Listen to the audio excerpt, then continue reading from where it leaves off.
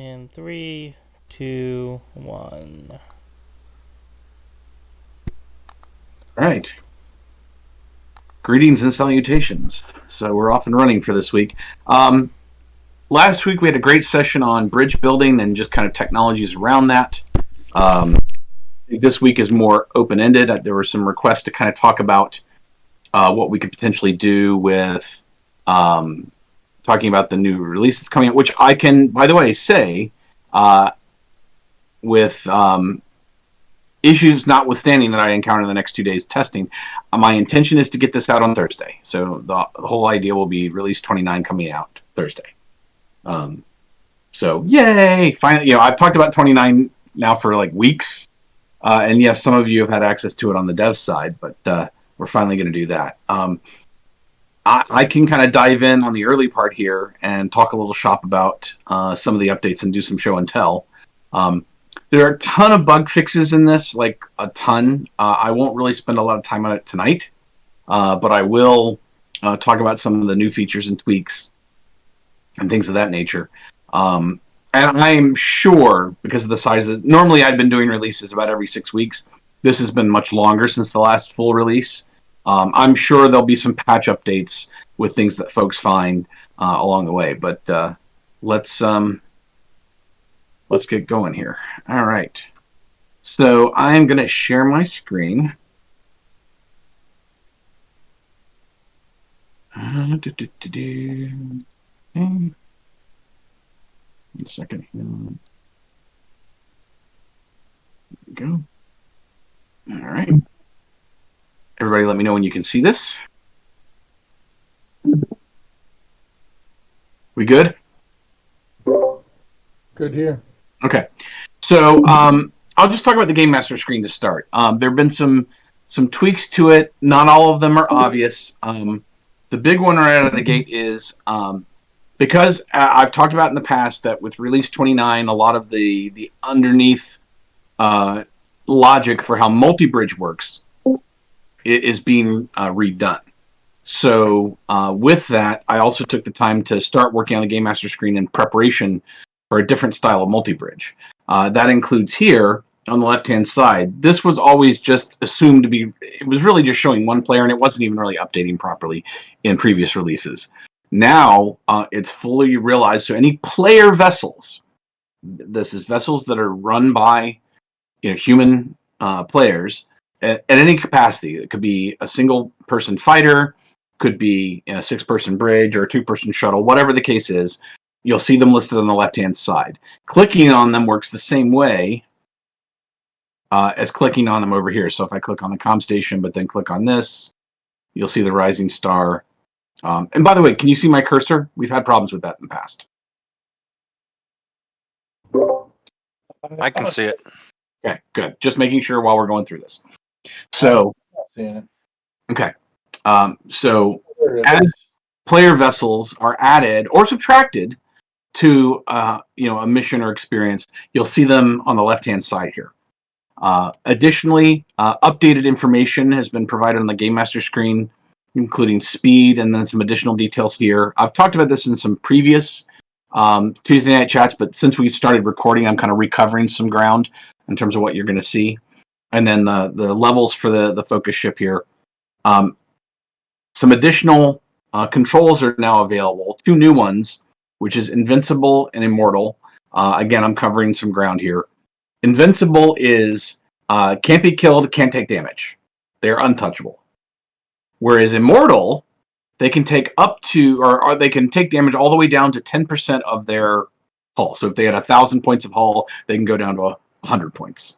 And they can't go below it. And they can't die. But they can take damage. So if you're having a LARP experience where you want to make sure your players don't ever actually die, you can turn that on, and it's just a matter of clicking that, and it goes green to show that they're... See, if I click over here, that one's not, but if I click back here... I keep getting the proxy test. There we go. Because I'm right on top of a proxy there. But you'll see that I can just uncheck that. This can also be set programmatically through actions and events. So you can set all that up, and it can be set on object definitions in the Game Master. All right, sorry, in the designer. So all that's there. Spawn and mission haven't changed very much. There's some changes to the PDA engine that I'll cover on a different screen. Consoles is pretty consistent with previous versions. There's not many major upgrades there. However, here on the Others tab, the events listing now has 2 new pop-outs. One that already existed, which is this one, which just pops out the events into their own window here, allowing you to, if you had a lot of events, and some of our mission designers do, you could create, a floating window that you drag over and have separately, where you can have all your events listed that way. The other one, which is completely new for this release, is a really awesome tool, mainly for mission editing and design. And that's this one that looks like a little radar icon here. This brings up the events monitor, which will show you each event in a blue section there, like you see. Okay. And then underneath each one, if there are conditions defined, you will see those conditions listed. Okay. And that's basically, okay, what conditions have to be met for this to trigger automatically, right? And so like here we have green alert, and it's currently that condition is green. So this event has fired. This number is how many times that event is fired. In this case, it's fired once.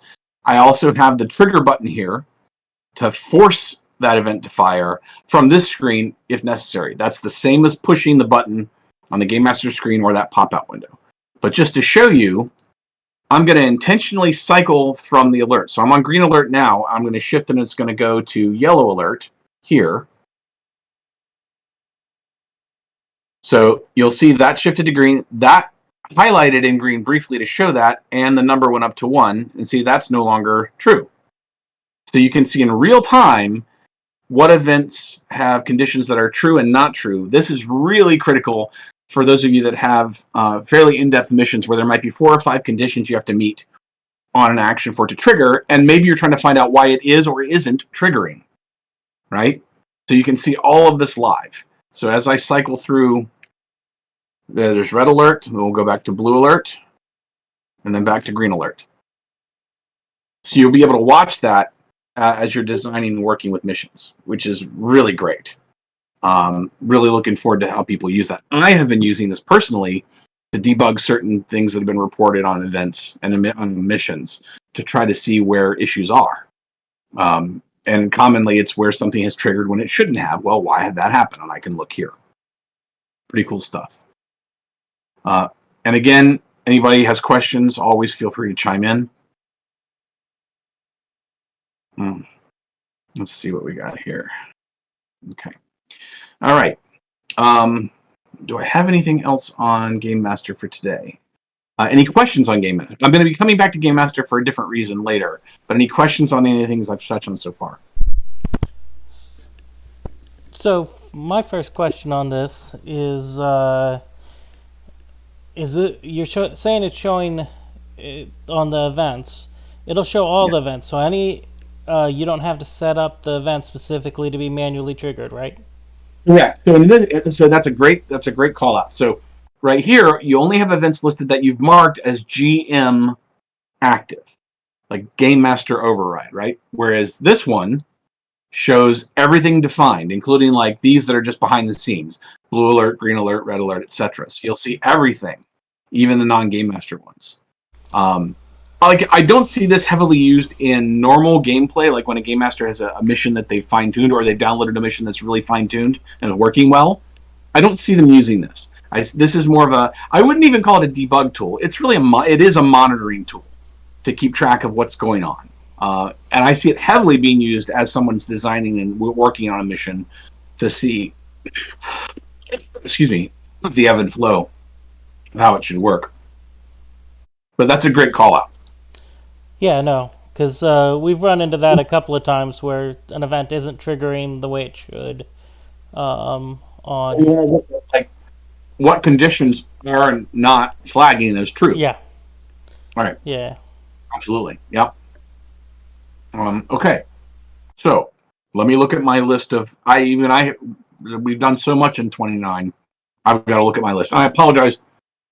I've got a lozenge in because I've had a bad cough the last couple of days. I'm fine, but no COVID or anything, but just in case, apologies for those of you watching that I'm sitting here messing with a lozenge. Okay.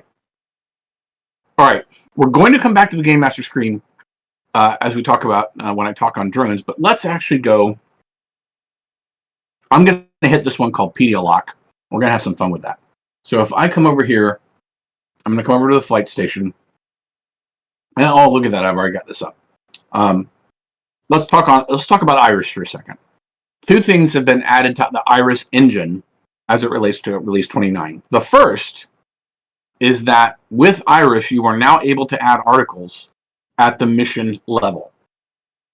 So if you've got mission-specific documents that you want as part of your mission to be doled out or revealed when they find a certain artifact or something, you can now add them at the mission level. This will tie in later in the next few releases as I start to evolve captain's orders. And I'll talk about that in other sessions. But there'll be captain's orders that will be specifically tagged that the captain's screen, which as that evolves, will be able to access a separate set of orders that are not public to the rest of the crew. This allows, if you think about it, for some interesting mission dynamics. So, but we'll get into that one again much later in other episodes. But what I'm going to do here is I'm going to click on this one called Secret. I'm going to search for Secret. Okay. I found one. But notice it says passcode encrypted. This is the other update to the PD engine for this release, which allows you to mark two things. You can mark a PD entry as locked. That's different from visible. Visible means you can see it. Locked means you can see that there's an article, but you can't read it because it's locked. And then additionally from that lock, you can define a second thing, which is a passcode, so to specifically unlock that article. Okay? So, and you can see there might be use cases where you want to have a whole series of locked articles that get unlocked together for a certain reason, gameplay-wise down the road. But you might have certain articles that just have specific passcodes that can be found and discovered through the mission design, through a conversation, through another article, etc. So if I click on this article is encrypted, enter the passcode to continue. I'll just put in, oh, nope. Right? But then I'll put in the very super secret passcode. And there you have it. And this is now unlocked. So this is top secret, like don't say anything ever. But if I go back to my search, notice it's no longer locked. I have unlocked it.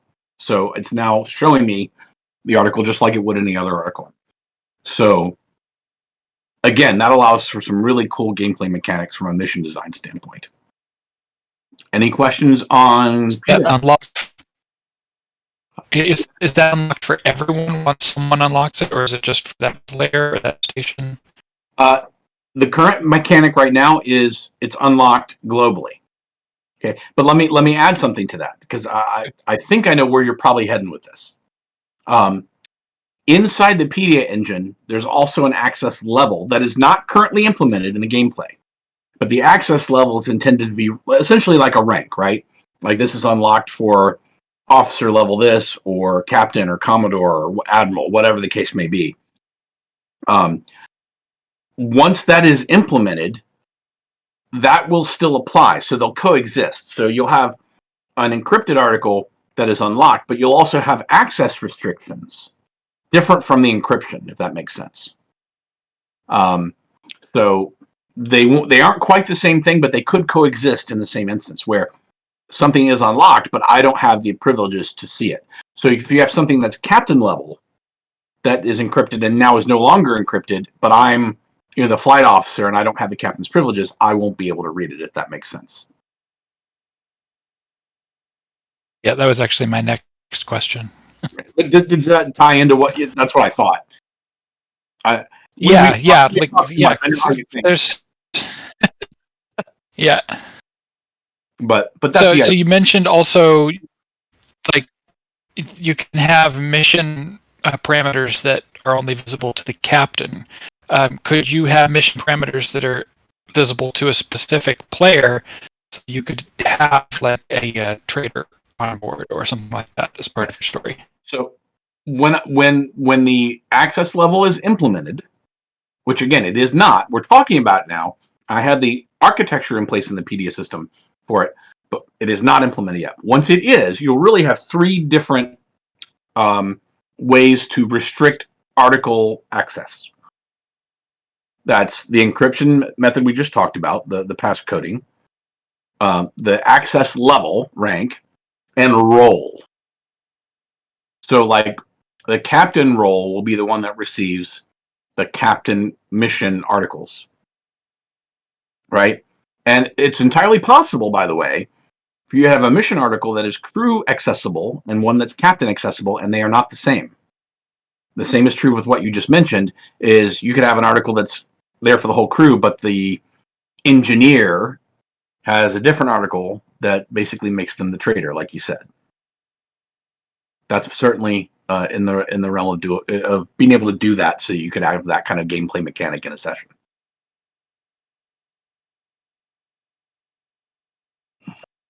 All right. Let's see here. Okay, we're on flight, so let's actually stay on flight. I'm going to go back over here. I'm going to point us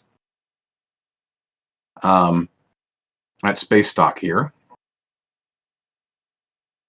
We're going to go to the webgl view. So this has been upgraded again, and it's loading. I've got it loading here. Notice we have targeting reticles now. So I've got that there. We'll go over to tactical. I'll select it as well. And you'll see we now have both reticles in there. But I can also say target a different station. And you'll see I have the targeting for both. They are color-coded, and they actually render, frankly, better than the classic renderer does. Much better, in fact. And we'll just kind of hop around here. And see, you'll see them as I'm jerking. Yeah, see, you'll see them actually split properly and everything as we're whipping around and having fun. A simple thing, but it's one of the steps closer to completing a transition to the WebGL renderer. I'm down to explosions. I have projectile rendering in the engine. It's not to my satisfaction level, so I'll still be working with the projectile rendering, and then the missile trails / vessel trails. The vessel trails, I've actually got. I'm going to cheat here. Machine's trying to do too much, so it's actually it's definitely not enjoying the because I've got a lot of renderers open, so it's choking a little bit. So I have the gallery screen open in the WebGL renderer here, but I'll show you briefly. I do have the engine particles working in the engine. They are not animating just yet, so I've got to finish that off.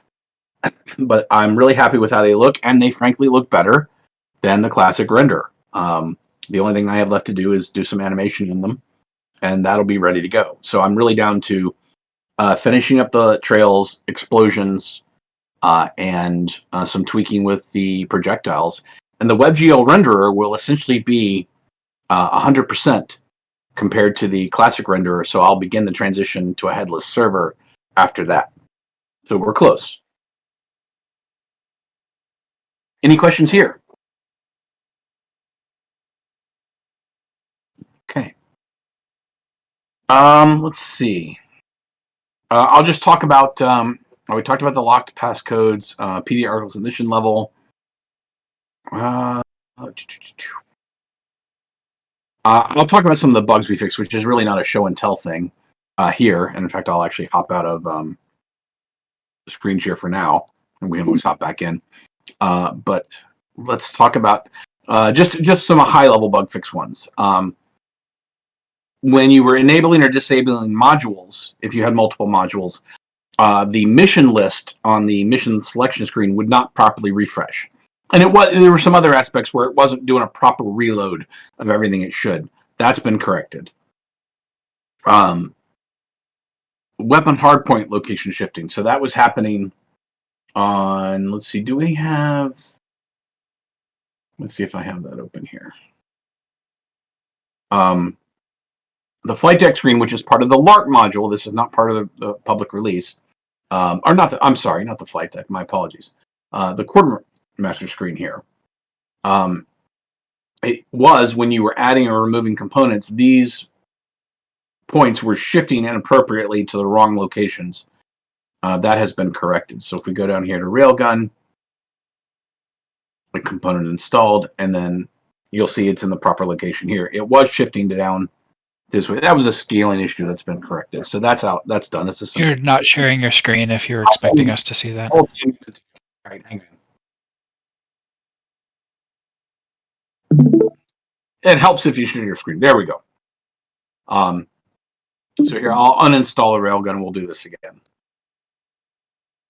So yeah, these hardpoint locations, I apologize, were shifting inappropriately. So they were scaling wrong is essentially what was happening based on the display. But if I add in the Railgun here, component installed, and then it's in the right place. So a simple little thing, but that was taken care of. Let's see what else I've got. And I'll just leave the sharing up while I'm talking, just so we can go through it. There was an issue for some of you that mission builders have encountered this. If you had an action defined on a dialogue group, so in other words, when a particular dialogue group was made the active group through the dialogue conversation with an NPC, there was the potential for that action to fire more than once, typically twice. And that was due to some of the way the logic was tripping the events. That's been corrected, so it's now just going to fire once, nice and clean. And then also for modders that were using images, those paths are also corrected. And actually, I can talk about that here. Let's actually go to, let's pick on the module. I'll go back here. We'll pick on components. What was happening is at the module level, I had several releases ago had removed the need for there to be relative paths to the module folders, because the way Horizon should work from a modular standpoint is everything should compile into one list. So everything is in the images folder, regardless of whether it's in the Horizons image folder or the custom image folder or insert my module name here. So it should all merge together. And it was already doing that, but this list was not properly updating. So it would have image paths that frankly didn't work anymore. So that's been corrected, which is really nice. Let's see, image paths. When creating new factions, the color coding for that faction was defaulting to the color black, which doesn't show up on the radar screen. That's a problem. That's been corrected. Also, transferring cargo has been fine-tuned and corrected in some aspects. One thing that you can actually exploit today, spoiler alert, is you can transfer cargo on a shuttle that's no longer on your ship. So you could launch that the shuttle out and collect cargo from a container that's maybe 50 kilometers away, and then you can from comms transfer it back to your ship while the ship's in flight. Not a good thing. So that's been corrected as well. Just to touch on the mission side of things, since we're here, I'll show this briefly. You now have the encyclopedia collection, which is where you can add your PD articles at the mission level. We're on production mode right now, so the add link is turned off, but that's where you would add it from here. And it works just like the rest of the PD system. I will actually show. Let me go back to my test modules. We'll go to the Horizons R&D module here. And I will show you guys. Did I put it here or did I put it on custom? I thought I put it here. Okay, I'm apparently a liar. Quick question, if I may. Yeah, go for it. Is it available to delete modules yet? No. No.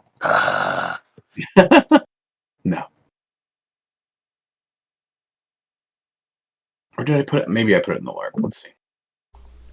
Huh. I'll have to. I found a bug while we're on the stream, guys. How nice. No, Nice. the PD. Yeah, the PD article. Bottom line is, I was going to show you the article editing, but I'll actually I'll open a new one just so you can see the Oh, there we. Okay, I must have been smoking something. Here we are. So here's the secret entry right here, and you have the new passcode area, and then whether it's locked or not. It is currently unlocked because we're in the middle of playing, but you can see how that works there. And then you put in your text here to edit the article. But really, that's just the new screens there relative to that. Let me see what else I've got more on the list here. Let's take a look.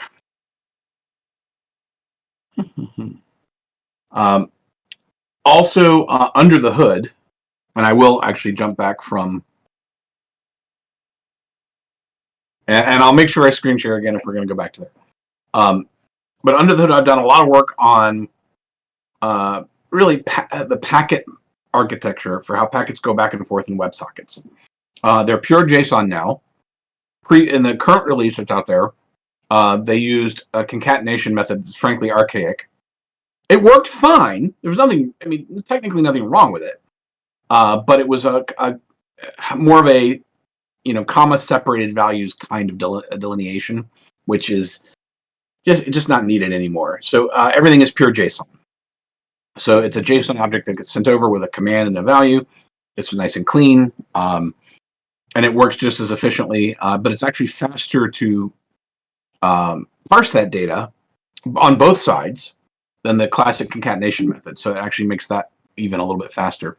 Also done optimizations with how packets are delivered to try to really fine-tune and streamline the packets that go back and forth, particularly that go to the web clients.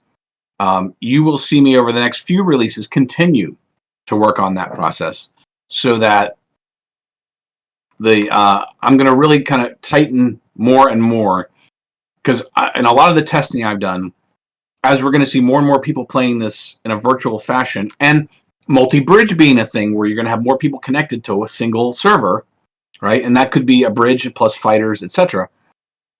Those things, I'm really keeping a keen eye on how efficient those packets are being delivered and where we can make improvements. So I'm going to be continuing that process, and you should expect improvements to be over the next few releases as we look at that. I did want to circle back to one more thing, and I'm actually going to go. I was on the flight deck screen here earlier. This is part of the LARP module, but I've got over to my right, I've got another station pulled up and ready to go, which is essentially a drone station. And then what I'm going to do is I'm going to take Blue 1 here off fighter. I'm going to set that as share it for us. Oh my god, I didn't do it again. Somebody needs like a bullhorn to just say, Dave, you said you were going to share and you're not doing it again. Yeah, I was in the middle of trying to unmute for it myself, but I have 2 mutes at the moment. Okay, I'm sharing. Okay, can everybody see this? Yes. So, okay, there we go. So this is part of the LARP module yet again. But I've selected Blue 1, which is a fighter that's on the horizons now. And I'm got a screen open to the right-hand side that is for Drone 1. I'm going to set this as Drone 1. Okay. And then it's still sitting on the horizon right now, so I'm going to launch it. Okay. And you see over here, Blue 1 is now out in the wild, and I'm going to take my joystick and fly around here a little bit. I'm going to full stop so I don't ram into anything. Come around and do that. Now, what I'm going to show you, though, is let's go back to the Game Master screen. Is now I have Blue 1. That's a player-driven vessel right here. So it knows that there's a new human-based vessel, whatever it is now in the game. So I can now actually click on Blue 1 or Blue. So actually, I'm going to do this. Let's actually I'm going to have some fun with this. We're going to go and take the horizons. And we're going to go to another star system. Let's go to the Game Master screen here. Okay. So that's going to whip around. We're going to end up going to another system. There we go. Oh, and I need to talk about that. I need to talk about the star map. So I'm glad we did this because I want to share that as well. Okay. So we're there. Let's go back to the Game Master screen. So obviously we're now at a different planet and a different area, and I'm here. So if I click on the rising star, Okay, that's where we are. But if I want to go look at blue 1, I can click on that. And here I am back at Earth with blue 1. So you can hop around to focus on that. One thing I probably will be doing, not for this release because it's coming out Thursday, but I'll probably add, I mentioned it before about adding better iconography to the focus method that we were just talking about. Whatever icon I put up here, I'll actually have mirrored over here. So it'll just be a one-click focus. And it'll be a focus icon, essentially, is what it'll be. But it allows you to handle all that, which is really nice. So if I go ahead and speed up here, and that's me piloting. And I'm piloting an actual fighter, so I can fire my weapons and do all that good stuff, which is really nice. Any questions on that? I just wanted to show off how the new Game Master screen is updating those correctly. I got a question. Yeah, go for it. The list of player ships to the left side of the Game Master screen shows planet, but does not show system. Fair. I mean, I could add system to there. That's fair. Otherwise, we'd have to know which planets are in which system to be able to make that useful. Well, it also and actually I could do that over here as well, frankly. It also makes the point that I hadn't considered that you could be in a system but not in a planet. Oh, there you go. You know, so there's an argument there as well. So I think that's a value add. I like it. But real quick, I'll hop over here to flight because I didn't touch on this. There have been some slight changes to the galactic map. And that's here. The first change is when you are stopped, it will now show a focus reticle like this and the name underneath now. It's not off to the side. That's a subtle change. And then you also see I just kind of gave the locations a little bit of an actual star graphic. I like this. I'm not completely happy with it. So you'll probably see this change, or just, I'll be tweaking it to make it look even better and better. But I really like that look rather than just the generic circles. It just gives the map a better feel. I did not bring this up, and let's talk about that. Is in the designer. Let's go pick on. We got to go back to the main one. That's right. We'll go pick on horizons. We'll pick on map. The map designer is not complete. It's not 100% yet. However, we're getting there. On the left-hand side, you have the locations, aka star systems, that are predefined. These are the ones that are user-created, not auto-generated by the seed here. Okay. But I can also do a couple other things. I can. This is a new feature. You can turn on or off the show influence. Show influence is, and you noticed it wasn't there in the map we just looked at. In the current build, if a faction controls a particular star system, their faction color will basically irradiate from that star, okay, on the galactic map. And so you'll get kind of like dabs of color all over the place.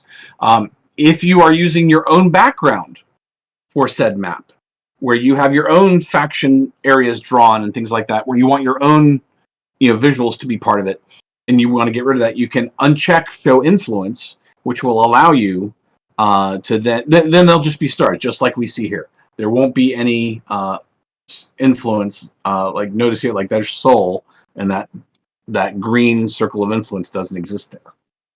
Additionally, it is not complete. I'm still working on it. I am working on the map renderer here.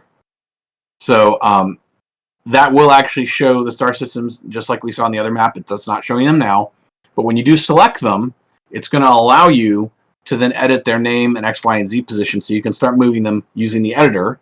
And then any children they have, aka planets, will be listed here. So I am actively working on the map editor. What will be shipping Thursday is the minimum ability to see the map as is, click on a location, and be able to edit its name and coordinates. Yes, that doesn't make it a complete map editor. I'm aware of that, but it gets us further down the road. The next thing I'll need to do is add the details for the children, aka planets, And once I do that, it will allow people to then just use the map editor here instead of having to do anything with the XML today. And part of that will also allow, by the way, and notice I'm calling it, by the way, locations, not star systems. The earlier versions of Horizons always referred to everything on the map as star systems. That we're going away from that. There are locations. Because for the simple fact that you may have a location that could be just an asteroid field or a nebula, or there's no planets involved, there's no star involved. It's just something out in the middle of nowhere. Could be an outpost, a space station outpost, right out in the middle of nowhere. So the engine already supports that mechanic. I just on the front end, it's always been called star systems. We're going away from that. Everything's a location. So you'll be able to do that as well, and it'd be able to have on the map show a station icon rather than a star system icon as you zoom in and zoom out, which is pretty cool. And it'll allow for better depth gameplay wise in your map. But I just wanted to show that we're finally getting somewhere with the map editor. I have been actively working on it. And this does actually, if you save whatever you change, it does actually work. So you can do that much. But I do need to add the ability to add and edit locations, and then from the map view be able to tweak that here. So we're close. Any questions on this? Or the overall map changes we were just talking about?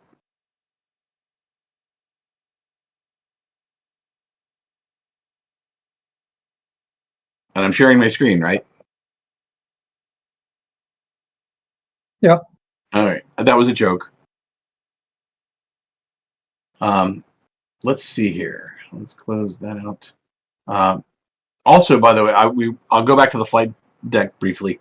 You can also do something kind of cool here. Is if I unassign blue 1, what happens is an NPC takes that back over, just like it would have been prior to a player taking it over. So, like if you take over a cargo shuttle with a human player and then they release it, they will go back to being fully controlled by sciences and the shuttle system. I'll mention it since we're here, since we are talking about release 29. I mentioned it on previous streams, but we haven't been recording those, is the fact that the scan range is now explicitly used. So that if there's an object that is not broadcasting its signal, you will see, you won't be able to see that object outside of your scan range. So if there was an object up in this corner, they would not be visible to you until you got there. Engineering can control that. So if I'm over here and I boost the sensors up, okay, now notice my sensor range is way up there. Okay, but if I bring it back down, it comes like that. So that will matter. I didn't touch on this before, but I think it's good to do that. Let me actually go back to Sol. So let's hop over here. Let's go back to Earth, and I'm going to go back to Sciences, and you'll see what's going to happen here. Is when you enter a star system for the first time, or a location, so it could be the system, a planet, or like I said, like an outpost or whatever you defined, your sensors have to reacquire because you're in a new area, right? So as we watch Sciences go here, what's going to happen is as soon as they get back to Earth, you're going to see that sensor ring stretch back out. Just like you see there.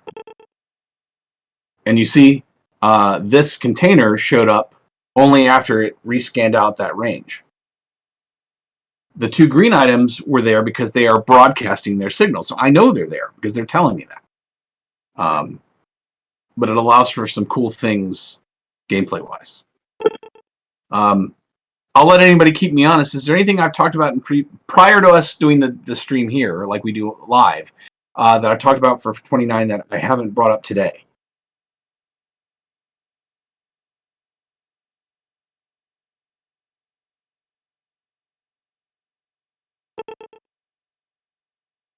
Alrighty then. Okay. Well, I mean that's kind of my show and tell for today. A lot of good stuff coming.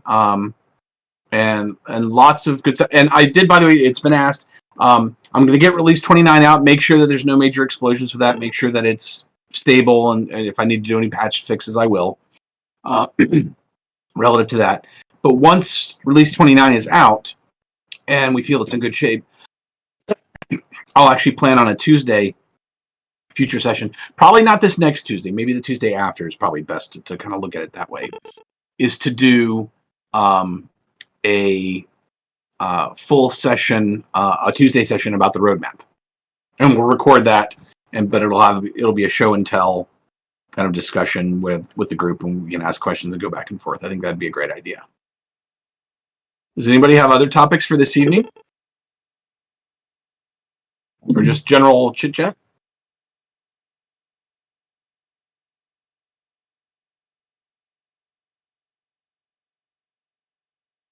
Quiet group today. Good stuff. I really don't have anything else for tonight. I think tonight was really just talking about 29 and the fact we're getting out again this coming Thursday, which will be the 3rd of February. Can't believe we're already into February, folks, of 2022. Crazy. But here we are. Any parting shots from anybody, or any other last thoughts? Nah, we all just got to beat up our dev versions tomorrow to make sure that it's not broken. Find all the stuff that you broke on the down low. Right. On the down low, more like up front. Okay, find all the things you broke that you didn't realize you broke. There you go. That's the spirit. Yeah. All right. And we'll be streaming that tomorrow as well. Here's all the stuff that doesn't work.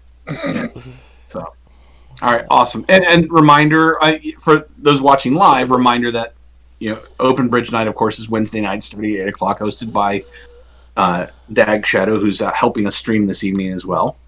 And all right, nice, a shorter evening tonight, but that's great for everybody to kind of get back to their evenings. And those of you watching the stream later on, thank you for watching.